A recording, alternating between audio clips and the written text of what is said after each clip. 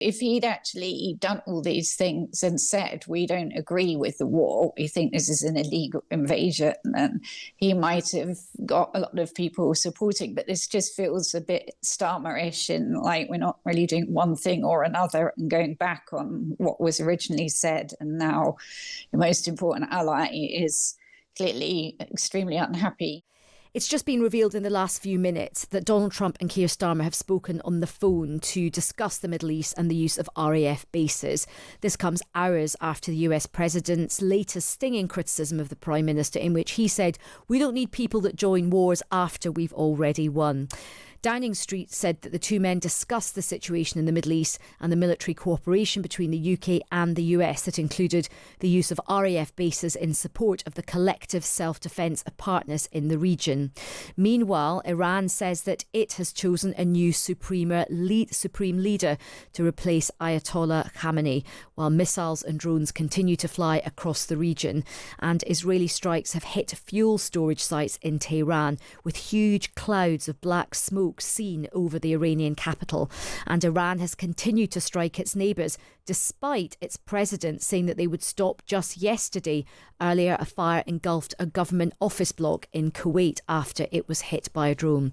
Well, let's now speak with our chief foreign correspondent at the Sunday Times, the brilliant Christina Lamb. Christina, welcome to the show. Thank you.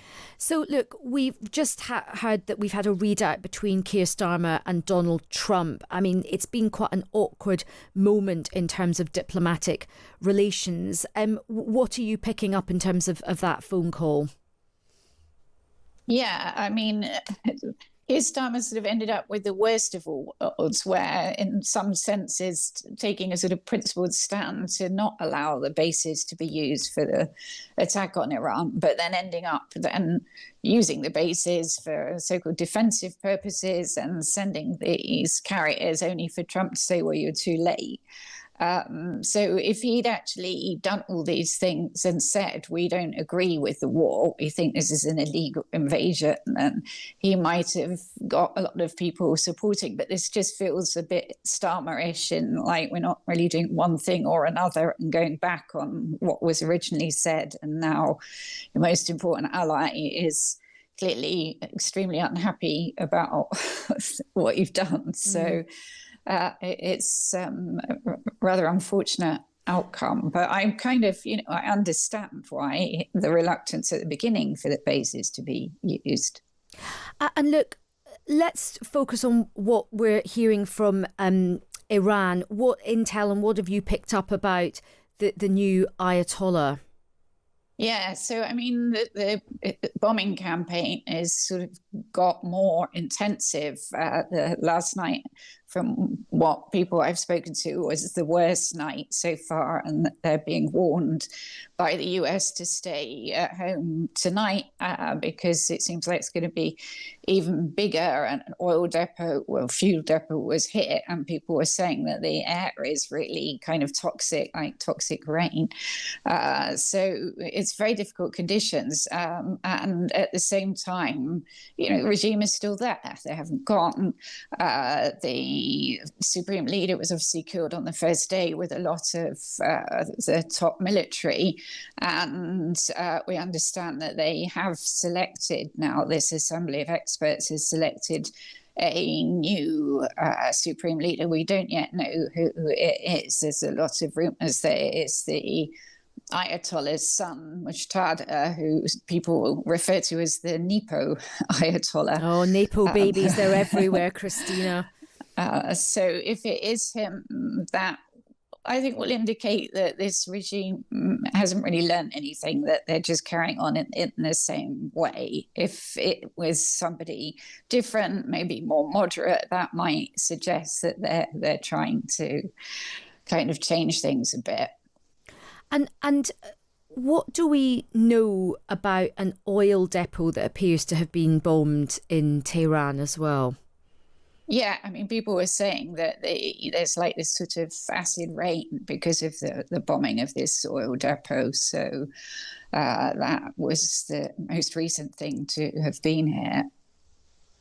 And look, if the new Ayatollah is the son of Khamenei, And he is going to carry on this very hardline way of thinking and being. But that's particularly bad news for the people of Iran, particularly the women of Iran. But also, does that mean that Israel is likely to try and take him out as well with the American help? Yeah, I mean, of course, some people were saying nobody would want this job. It's a bit like in the old days after 9/11 with Al-Qaeda. People would say the most dangerous job in the world was to be Al-Qaeda's number 2 or 3 because they were always being taken out. So, there may well be reluctance to take this job because it's very clear that the intelligence in this operation has been very impressive. They were able to know where Ayatollah Khamenei was and where the senior military leadership. So there's every indication that they would be able to do the same thing to whoever takes over. Yes, I mean the level, the quality of the intelligence is unbelievably striking in terms of how accurate. And do you think there's somebody very high up as a mole in the regime? Well, there's this fascinating report that the Israelis had actually infiltrated the surveillance cameras inside Tehran. Of course, I mean, it's a delicious irony because these cameras were put up for the regime to spy on its own people, to fine women for not wearing proper hijab, it registered number plates of cars where women were driving and fined them. And so the Israelis Mossad is supposed to have penetrated this and be able to see what they were seeing and therefore be able to watch where the bodyguards of the Ayatollah were going and have this incredible intelligence. They said that they knew, in the end, they knew Tehran as well as they knew Jerusalem. Gosh, how interesting. Well, look, Christina, it's an absolute pleasure to speak to you, particularly today on International Women's Day, because you are such an absolutely brilliant foreign correspondent. I know that many people very much admire your work. So thank you very much for speaking with us. That's Christina Lamb, Chief Foreign Correspondent at the Sunday Times.